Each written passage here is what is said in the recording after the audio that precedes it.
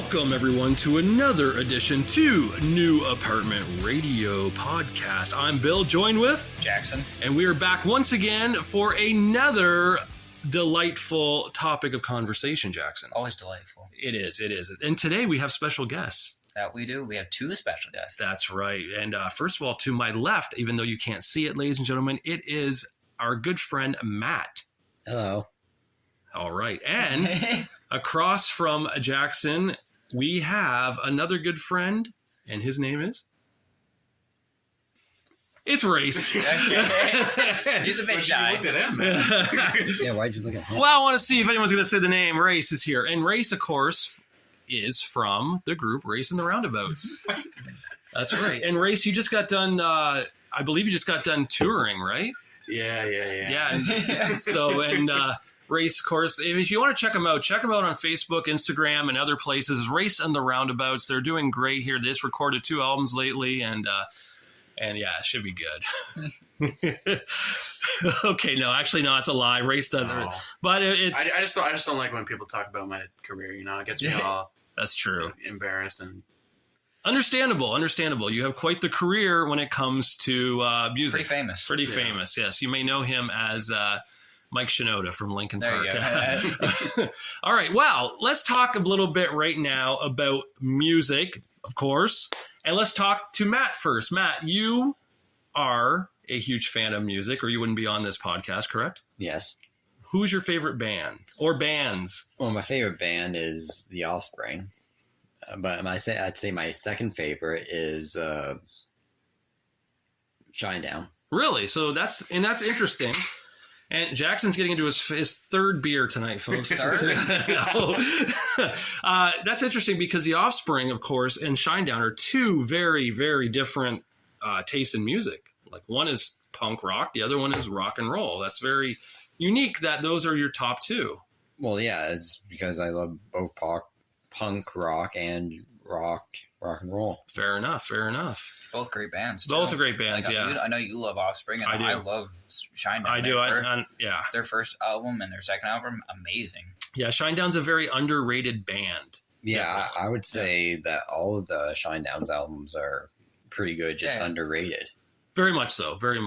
And of course, The Offspring, they don't really need any explanation. They have been doing things since like 1989. And of course, do you remember what song from The Offspring got your attention?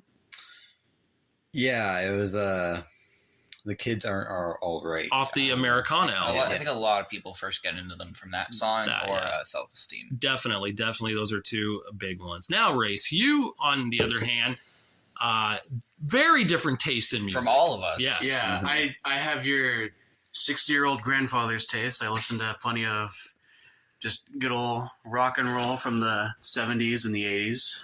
Well, there's nothing wrong with that. It's just, it's kind of interesting because Race is the youngest here. Yeah. Race will be turning 19 soon in just a few weeks. Yeah. Yeah. So your taste in music, you said, you have like a 60-year-old man's taste in music. Yeah, I probably got it from my old man, hearing all the rock radio stations. That makes sense. Hear all the Van Halens and the Led Zeppelins on there. And you do like a lot of, well, I shouldn't say a lot of, random Canadian bands as well, right? Yeah. Well, why not? You got to be patriotic in some form or fashion. You do, but I've never heard of Max Webster until Race introduced me to. And who the lead singer is Kim Mitchell. Now, Kim Mitchell's a name I knew and heard. I didn't know of Max Webster, though. That was a new opening for me when it came to his music.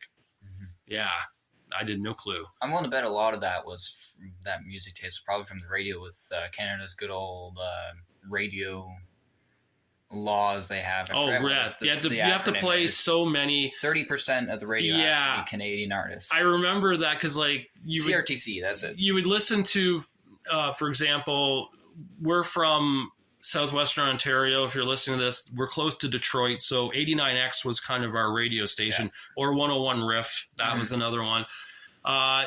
They would play the odds of a Canadian band being on there very rarely. Yeah, it was like the big bands like Nickelback, 3 Days Grace. Yeah, Our Lady Peace would get the nod sometimes, but If you listen to our music stations from 99.1, or 94.3, whatever, it would be like, here's a Canadian band, here's an American band, here's two more Canadian bands, here's two American bands, and that's okay. There's nothing wrong with that. It worked pretty well because it gave quite a few artists. Like, I don't think Rush would have made it anywhere. I don't even think 3 Days Grace would have made it that far if it weren't for that. No, Tragically Hip would have died in the sand. Okay, so now everyone knows my opinion of Tragically Hip. Tragically shit is what they are. But I'll just say this: that is a. I'm just being honest. That is a band that couldn't even make it out of Canada. Really, Americans had no clue who that band was. Yes, that's why I'm not against you saying that they're not Canadian, right. Canada's Now, band. for Rush, as everyone knows, I'm not a big Rush guy either. But ironically, too, I don't think America is overall, because when Funko's released Funko Pops released a Rush set, it was only available in Canada. I think, well, that's interesting. I did not know that, but I think that's mainly because they are more well loved by Canadians, and then people not in the U.S. Like, they're very big in Brazil. They're very big in in Europe, because like if you go on Spotify, because that's what I use for music, Tragically Hip's biggest song is somewhere around 50 million, whereas Rush is 300 million. With Tom Sawyer. Oh, not that I'm like I said, I don't like the Hip. I'm guessing Ahead by a Century or Bob. What's that one? Bob Cajun? I have no idea what it is. I think those are the big songs by the Hip. And again, I'm not. The Hip make okay music if you like it, but I just hated it when I heard that they were Canada's band, like Canada's favorite band. Like, no, I'm Canadian and I don't own one album by them. I never will. I don't think I've heard a full song by Tragically Hip. You've Tragically Hip? No, I'd say Trooper is my favorite Canadian band. For real? That's being honest. And for you, is it Max Webster or? It might be, or Rush probably. Yeah, I was gonna say Bill's outnumbered today. Me and Ray's both big Rush fans here. True. Okay, fair enough. Do you like any Canadian? Okay, yes, I do. So I like 3 Days Grace. I like Our Lady Peace. Sum 41. Avril Lavigne. Finger 11's okay. Nickelback is all right. Yeah. There's a lot, and My Darkest Days were Canadian because he's now in 3 Days Grace. Yeah. Do you listen to any like Loverboy? Because they're Canadian too. Like Working for the Weekend. I do know that song. Turn Me Loose. Yeah, I do know those songs, but again, I was not an era of music I listened to, and this not that it's a bad era, I just not familiar with it. When were they out? They were the 70s. For late 70s. I thought so. Yeah. 80s. They're just before the and you know what? metal 80s. Working for the Weekend, though, is such a good anthem song. It talks about working for the weekend. You want to work to have money, to have fun on the weekend. Mm-hmm. It's a brilliant song, really. Working class song. Yeah, and that's kind of what actually interesting segue there. It's kind of what punk rock in a way is too. It's for the working class people. More so than punk. Yeah, punk rock is your working class. Punk is your more progressive, liberal kind of. Yeah, I mean, only punk bands could release not one but two Rock Against Bush albums back in the day. Yeah. So there's perfect example. It's also only the punk band, the biggest punk band in the world, that can change a song from saying Rednecks to MAGA agenda. Yeah, and that good being Green Day. Song. Who, by the way, Green Day just released a new album just 2 weeks ago. I unfortunately haven't had a chance. Did you? I listened to it. It was very good. It was. It was. They're kind of classic style, like maybe like between Dookie and Insomniac, kind of that style, but more modernized. Well, nice. Because Billy Joe said this could be an album that would be on par with Dookie and American Idiot. Yeah, 100%. I don't think it comes close to American Idiot because it's not conceptual. It's not as epic or whatever. It's not as thought through, but it is very good. The songs are very catchy. They're very fast and punk. Nice. I will have to check that out. By the way, you can buy the Green Day CD at Walmart right now for some reason. That's probably where I'm going to buy it. Yeah, I'll show you. You know where it's at there, right? Yeah. It's just so okay. So for people who I think we talked about this last time. Walmart in Canada have shit. Yeah, they stopped carrying CDs, but for some reason, our Walmart in the book area has a little cardboard box of Green Day CDs, and not just the new one. I'm talking Nimrod, Insomniac, Dookie, and American Idiot, and they're $10 each. The new one's $15, but that's so random and weird. I think was it you and I that first saw it? I remember I was walking. Was it you and I? I think it was me. Maybe it was you and I, Ray. So I don't think it was me. I remember I was walking. You brought it up for me. Yeah, I remember I was walking with someone. It was me. Was it you? It was me, it was you. You pointed out to me. Okay, I remember I was walking with someone on break, and that's when I saw that. Yeah. such a random thing, like right in the middle of the books. Like here's these books, and it's like a box of CDs and books, and no one knows because no one has a clue they're there. That's the beauty of this. It's so good. But I don't think you can pick up at any Walmart. I think it's just our Walmart. Yeah, just our Walmart screwed up like that. Most Walmarts will have it in, if they still have a CD section, they'll have it. I don't do like Chatham still does. Sarnia still does. No, Chatham got rid of their CDs. Yeah, they don't have them anymore. Oh, they don't? No. Last time I went, that was a few months ago. Yeah, Sarnia still has CDs, yes. Oh. I thought all Walmarts were getting rid of them. Well, I thought that was the plan, too. Sarnia's is like 1 foot, 4 foot section. That's it. Wow. Now, Matt, you grew up on CDs. Yes, I did. Now, we have a funny story here, and I want you to share this. You recently, for Christmas, got a CD player with a cassette tape player in it. Yep, that's right. Now, you honestly had no clue, and this is for real. You had no clue how to use a tape deck. Yeah, so we found a whole bunch of cassettes of my parents back from the 80s and 90s. And I took a couple of albums that I recognized, and I went to play them on my new CD that also plays cassettes.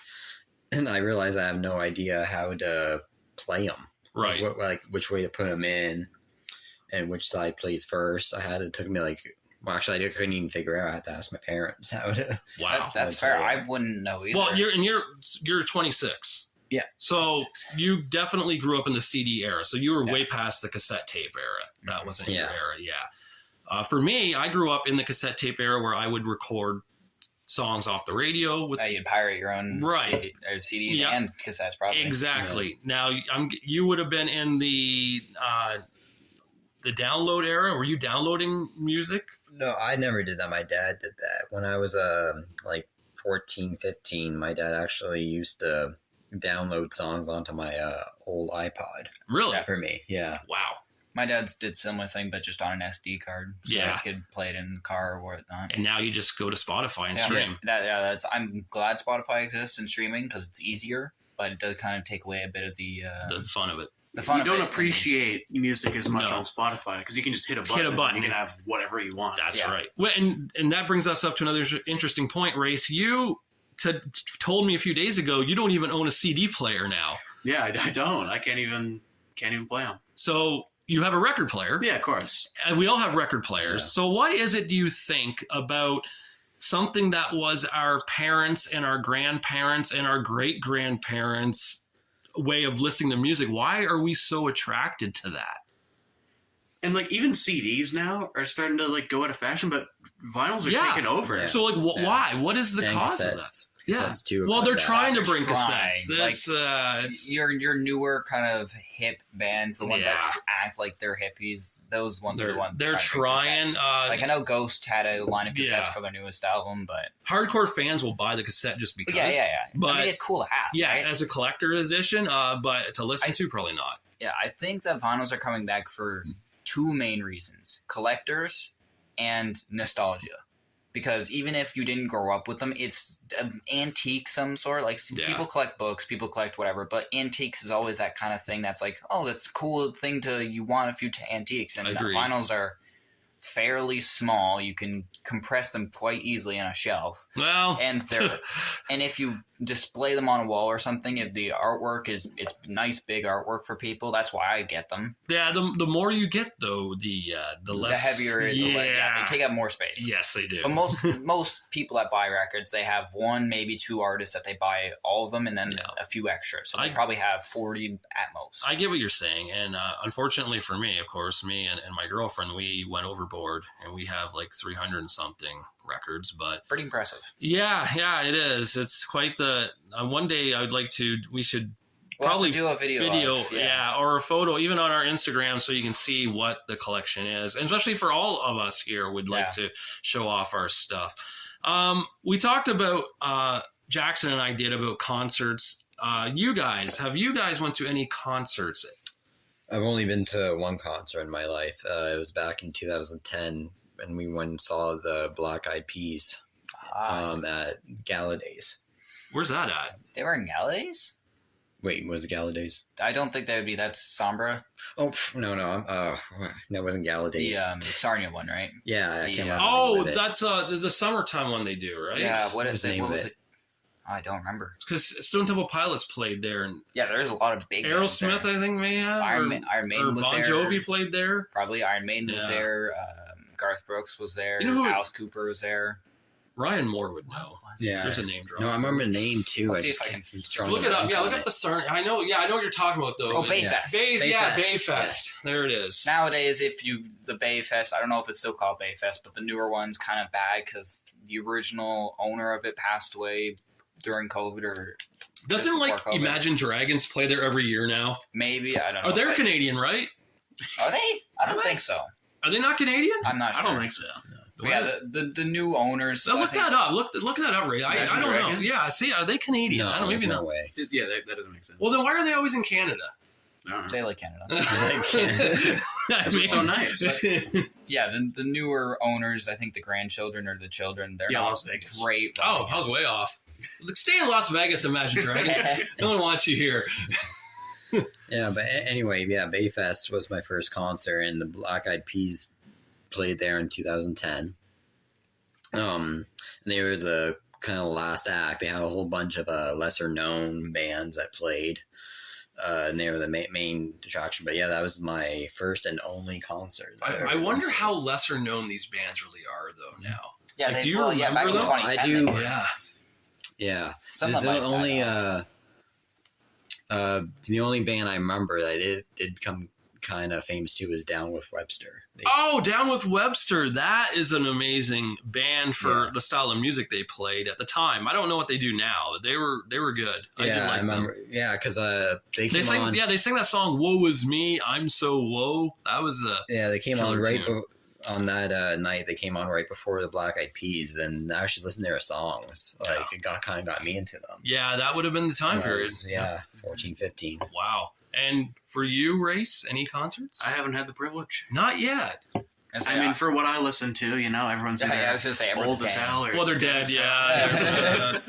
You'll see them when you go up to heaven too. Like, oh, there's that concert. Yeah, that's true. But We've got to get you into some newer bands so we can get you to a concert. I guess so. yeah, we need to. Like, who's even touring anymore? Plenty- Well, Imagine Dragons. I think. I know, like, Kim Mitchell still does stuff, but Well, you know who's touring this summer? Avril Lavigne's doing a greatest hits tour with Simple Plan and All Time Low.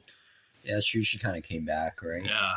In popularity, Well, sort of. she Oh, she resurfaced. she and did made another album. she made right? Life was Yeah, Love yeah. Sucks. Love Love Sucks, Sucks was yeah. the album, and which It's an okay album. it's just it's part 2 of the album that had Girlfriend on it. Oh, shoot, I don't remember the name of it. Me neither now, and I have it. I can't think Yeah. of the name of it right now. But yeah, that one. It's almost like a part 2 of that. It's kind of a part 2, Yeah. but much more modern. Yeah, and fast. The album's only like 30 minutes long, if that. Yeah, there's not many songs on it. No, it's really punk rock. And it's just weird because that album came out relatively around the same time that Demi Lovato's new album came out, and always confuse them because they have this very similar album covers. Like it's both red, Oh, is it? like with Avril Lavigne's her with the balloon, I Yeah, think, yeah, yeah. and then Demi Lovato's her with like on a cross or something. And I always get them confused because they're very similar music styles. I just can't believe that Demi's still doing music. Oh, she's one of the few pop quote unquote pop artists that still is relevant because she makes more rocky music. Like she has Yeah. instruments and she talks about metal bands and stuff She like was that. she was a Disney chick, right? Back Yeah. in the day. Yeah. I think so. Yeah. Well, Yeah. well, she did Camp Rock. Yeah. Yeah. So who had more success, her or Miley? I think probably Miley, Miley. definitely yeah. Miley. Demi Lovato's not very good. All right, here's Yeah. one. Do you think with how people kind of like shy away from what made them famous? For example, a lot of celebrities. Okay, here, I'm dating myself here. I was a big 90210 fan, and a lot of those actors and actresses didn't want to talk about that show as time went on because they wanted to do new projects. Now they're all about that. They'll do 90s Comic Cons and all that. Yeah. Miley wanted to get away from Hannah Montana completely. Do you think there'll be a time when we're going to see a Hannah Montana tour for all the people who probably have kids of their own now wanting to say, this is who I listened to growing up? Do you think she'll ever want to don the blonde wig? I could see it just because, well, normally I like the 90210, the cast, or even any like Friends cast, I'm pretty sure had this, but these actors, these celebrities, they want to get away from something because they're defined as that role. Totally, yeah. Just like Miley Cyrus was defined as Hannah Montana, and she was until probably 5 years ago. Well, her first album, when she did her own thing, she changed, like she cut her hair short. Yeah, she dressed sexy. She went all like people still called her Hannah Montana. Yeah, in the 2010s when she became like kind of really slutty. Mm-hmm. Try to get away from the Ball. whole. Yeah, that's what it was. I mean, it's not trying to be mean. Like she just came off like very like provocative, slutty. It's whatever you want to call it. She was trying to erase the good girl image, the little kid image, and she did. But I mean, who's to say? I mean, those girls who grew up watching Hannah Montana now probably have kids of their own. She might want to don the blonde wig and do Party in the USA again, or whatever those songs were. For nostalgic reasons, she might. Yeah, that's what I'm thinking. Is she'll come back just for the nostalgia, or even just to get some extra money, because I don't think she's made much music. Well, she just put a new album out a few months ago, and she just released Bangers, her first album, on vinyl again. So because Melissa just picked it up, So no, she's doing okay, but I don't know how. She probably could be making more music than she is. Probably. That's every artist. Yeah, and that's fine too. I don't know. I think she's still pretty relevant today with the music she releases. She is, yeah, definitely. Like she's definitely gone away from the whole Hannah Montana big time alter ego. You can call it. And it was kind of a unique character too back then. That whole Hannah Montana thing, it was such a, because nowadays you almost see that kind of stuff happening because people want to act. They want to put on a mask. They want, like Hollywood Undead. Yeah. They had masks, or Slipknot, or anyone, Sleep Token, any band. They want to be someone else. They have like an alter ego, right? They want to escape. Miley kind of was like the first chick pop artist that did that. She did kind of the opposite, though. She had a mask. Then she became Miley. She became herself, more or less. Yeah. Well, that was what the show Hannah Montana was all about on Disney, about her living the double life. So what was Demi Lovato's was Sunny with a Chance? She was a singer on that, or no?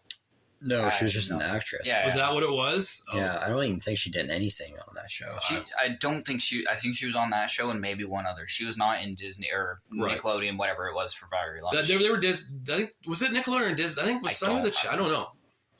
No, she was never on Nickelodeon. She was Disney. She was always Disney. Yeah.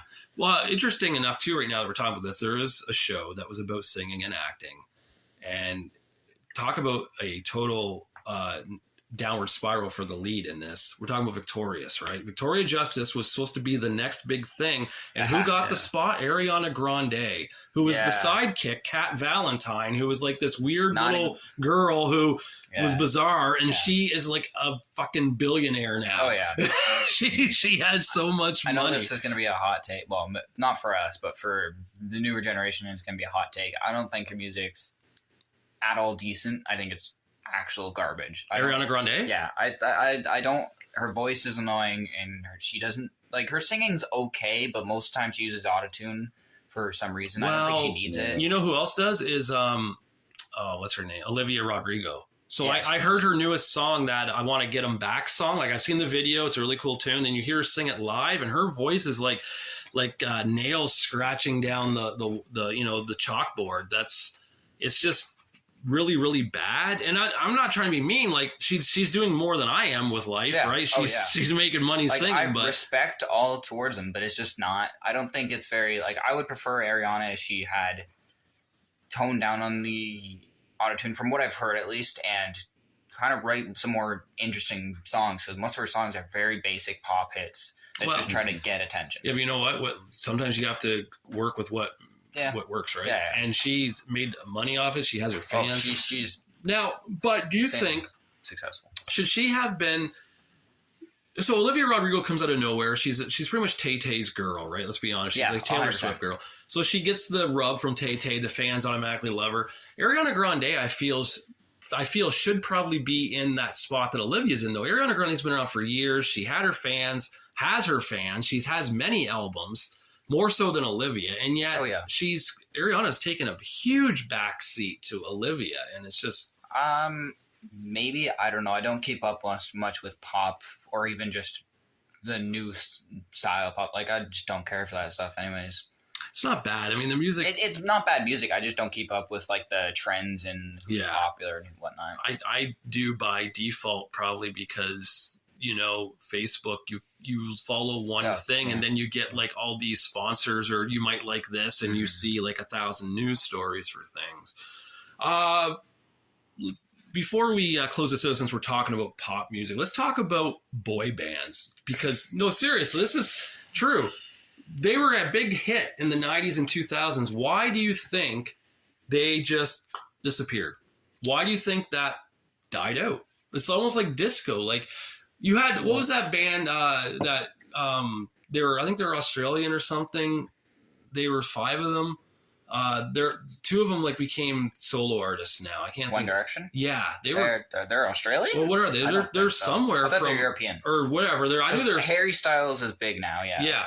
But they were like the last boy band per se. They were definitely the last boy band. Why do you think? Except for K-pop. Well, yeah. There's what's that band that Well, there was the BTS. There was also that boy band in the early 2000s, Jonas Brothers, that were big. They were from Disney. Yeah, they had a show on. Yeah, Disney. They had a show on. They're all actors now, though. They've all become like. Well, a lot of famous musician, pop artists specifically are. Well, no, the one actresses. is still a singer because he sang that "Cake on the Ocean" song. Yeah. So there is. He has his own band though now. It's not like the Jonas. You talking about Nick Jonas? No, I don't think. Is it Nick? I don't think it's Nick. I think. Might be, I don't know. Maybe. Yeah. I know it's not Kevin. Or is it Kevin? I know Nick is popular still. Nick Jonas, I think so. Well, whatever. He sings that "Cake on the Ocean" song. It was pretty popular like 5-6 years ago. Yeah. But he's like in a different band. Also, Miley Cyrus's brother too was in a band too years ago, and I can't think of the name of it now. It starts with the letter M, but they didn't sing like country or anything or pop. Idea. They were like something totally different. So the music, at least in that family, does run in the family. Billy Ray was so.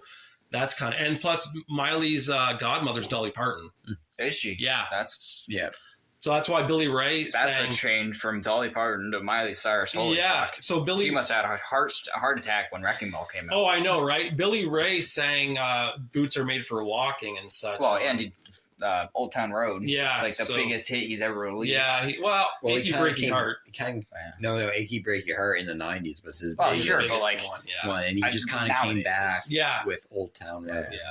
But to go back to the original thing, boy bands. Why? Yeah, why? You think the only reason I can say that they don't last long is because the tension. Because there's 4 or more people normally, and it's hard to keep everyone's opinions and wants in the same. Yeah. Like with a band, like a rock or metal band, it's a little bit easier because even if you don't like the same direction, you could just part ways. And losing one member isn't a huge deal because they're just a musician. If it's a singer, it could be, but with a boy band, they're all singers, they're all frontmen. They are the band. If one leaves, it's going to tear apart the community, and it's just not going to be great. That's true. Well, that's what happened with One Direction. Yeah.